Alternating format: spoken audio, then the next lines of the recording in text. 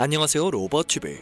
오늘은 한국 없이도 경제 도약이 가능해졌다며 떵떵거린 베트남이 결국 베트남에 진출한 한국 기업의 소나기에서 벗어나지 못한 상황이라는 주제로 쉽고 재밌게 이야기해보겠습니다. 베트남은 여러 선진국들과 경제 협력을 바탕으로 자국의 경제를 발전시켜왔습니다. 특히나 한국이 크게 기여를 해왔다는 것은 잘 알려진 사실이죠. 한국은 지난 1988년부터 30년간 베트남 누적 투자국가 1위를 차지하고 있습니다. 베트남은 한국 덕분에 엄청난 경제 성장을 이룰 수 있었죠. 한국에 대한 감사함을 잊지 않아야 했지만 그들은 점점 이를 간과하기 시작했습니다. 여태까지의 성과들을 모두 자국이 이뤘다는 착각을 하기 시작한 것인데요. 결국 바이러스 감염증 사태에서 베트남은 한국의 뒤통수를 치는 대범함까지 일삼게 되었고 양국의 사이는 틀어지게 됩니다.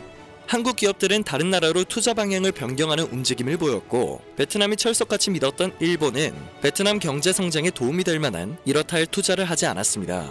베트남 정부는 뒤늦게 한국의 큰 실수를 범했다는 것을 깨닫고 수습에 나섰으나 기업과 투자자들의 마음을 완전히 돌리지는 못했습니다. 조급해진 베트남은 한국 대신 자국의 경제를 한 단계 더 성장시켜줄 수 있는 나라를 물색하기 시작했습니다. 그리고 결국 베트남은 2012년 6월 최초 협상이 개최된 이후 8년 만에 유럽연합과 FTA를 체결하는 성과를 거두게 되었습니다. 이후 베트남 FTA는 지난 8월 1일부터 정식 발효되었죠. 베트남은 유럽연합과의 FTA 체결로 베트남의 GDP는 0.5%, 수출량은 4에서 6% 증가할 것이라며 기대에 찬 전망을 내놓았습니다. 한국이 투자를 줄인다고 하더라도 유럽연합의 무관세로 대부분의 품목을 수출할 수 있게 되었으니 경제를 성장시킬 자신이 있다며 떵떵거리는 모습이었죠. FTA 주요 내용이 어떻길래 그렇게 자신만만한 모습을 보였는지 궁금했는데요.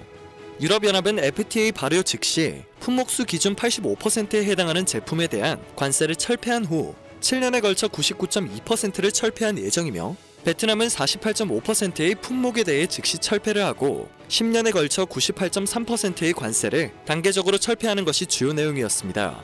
베트남의 입장에서 큰 이득을 볼 수밖에 없는 내용이었는데요. 유럽연합은 경제 규모가 작은 베트남과의 FTA로 경제 성장을 얻기보다 베트남과의 FTA를 향후 EU 아세안 지역 간 무역협정 추진을 위한 초석으로 삼을 계획으로 보입니다. 그런데 이로써 한국 기업이 엄청난 이득을 보게 되었다는 분석이 전해지자 베트남이 크게 당황을 해버린 상황입니다. 한국무역협회 국제무역통상연구원은 지난 4일 EU 베트남 FTA 발효에 따른 한국 기업의 영향 및 시사점이라는 보고서를 발표했는데요. 보고서에서 EU는 7년, 베트남은 10년 내로 수입액 기준 99%에서 100%에 달하는 품목의 과세를 철폐하기로 합의함에 따라 높은 수준의 시장 개방이 기대된다고 밝혔습니다. 그리고 시장이 개방되며 베트남에 진출한 우리 기업들의 EU 수출도 탄력을 받을 것이라는 관측을 내놓았습니다. 한국과 유럽연합의 FTA 조건을 충족하는 한국산 직물을 수입해 베트남에서 생산한 의류를 EU로 수출할 경우 베트남산으로 인정을 받을 수 있어 특혜 관세 혜택을 받을 수 있는 것입니다. 한국 의류 기업들은 예전부터 저렴한 인건비를 찾아 베트남으로 진출을 해왔는데요. 이 기업들도 이제 유럽의 무관세로 의류를 수출할 수 있게 되었습니다. 베트남 수출 품목에서 의류 품목은 지난해 기준 3위를 차지했습니다. 328억 달러의 수출액에서 한국과 중국이 가장 두드러지게 기여를 하고 있었는데요. 한국과 다르게 중국은 EU 베트남 FTA 발효에도 특혜 관세 혜택을 받지 못합니다.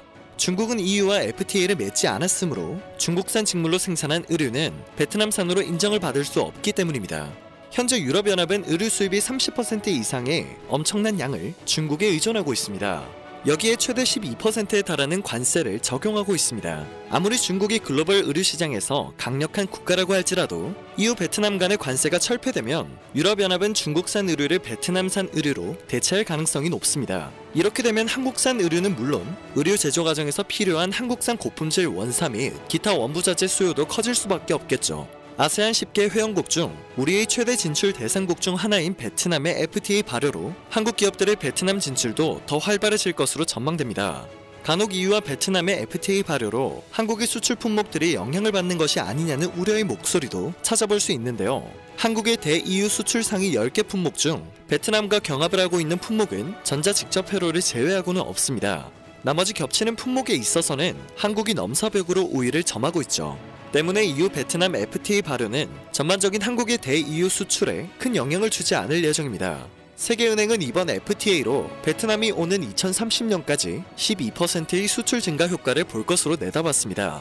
그만큼 우리 기업도 좋은 기회를 거머쥐게 된 것이죠. 베트남보다 오히려 한국이 더 큰 이득을 볼 수 있는 상황이 펼쳐지면서 섬유와 의료 신발 소비재 부문 외에 다른 분야에 있어서도 점유율이 상승되는 결과가 나타날 것으로 보입니다. 대표적으로 삼성전자의 경우 베트남에서 만든 상품을 123개국에 수출하고 있는데요.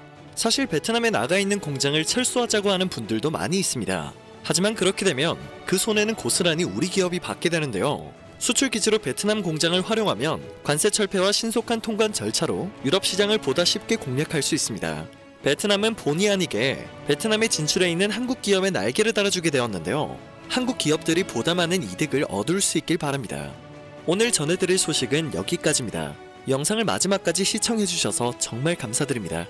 늘 새롭고 정확한 소식을 전해드리는 로버튜브 되겠습니다.